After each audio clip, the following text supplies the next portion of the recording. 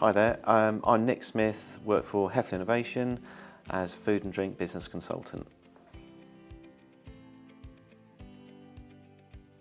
A few years ago now, or probably more, it was identified that in the east of England there isn't a centre like this, but at the same time there's a clear need from businesses in the east of England that it was needed.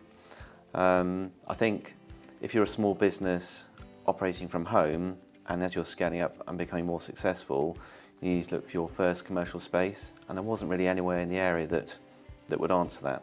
So that was the main reason the centre was built, to support those startups who are looking for their first commercial space, but then also for existing SMEs who potentially have got their first space but looking for more space in a fantastic facility that we have here. It solved the problem for that as well. As far as the actual support I deliver support on a one-to-one basis. So once I've qualified the business for support, I'll look to hold a scoping meeting, go through those areas they've identified themselves they'd like help with, but also have a discussion around that and see if we identify any other areas of support as well. And then between myself and the business, we'll agree on those areas of support to deliver. Once that's done, I will create a document just for them to review, and once they're happy with that, we'll commence the support.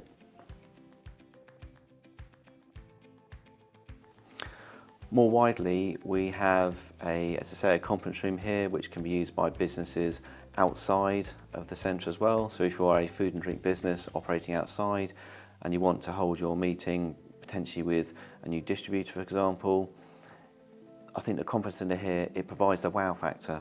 It creates a really great first impression.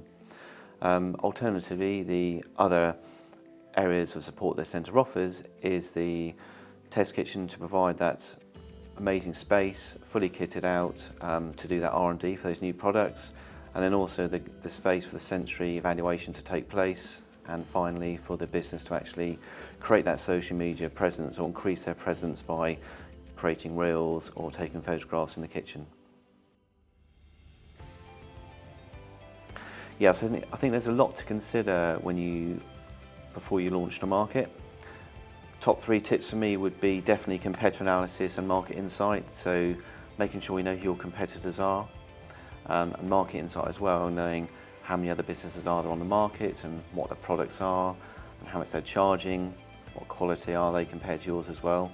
So for sure, definitely do your homework and do that research. Secondly, it's going to be actually creating a product as best you can before you launch, so looking at your minimum viable product. That in itself, I think, will highlight potentially a few questions and barriers which you need to consider. So get your product as it is out to as many people as possible to get that feedback.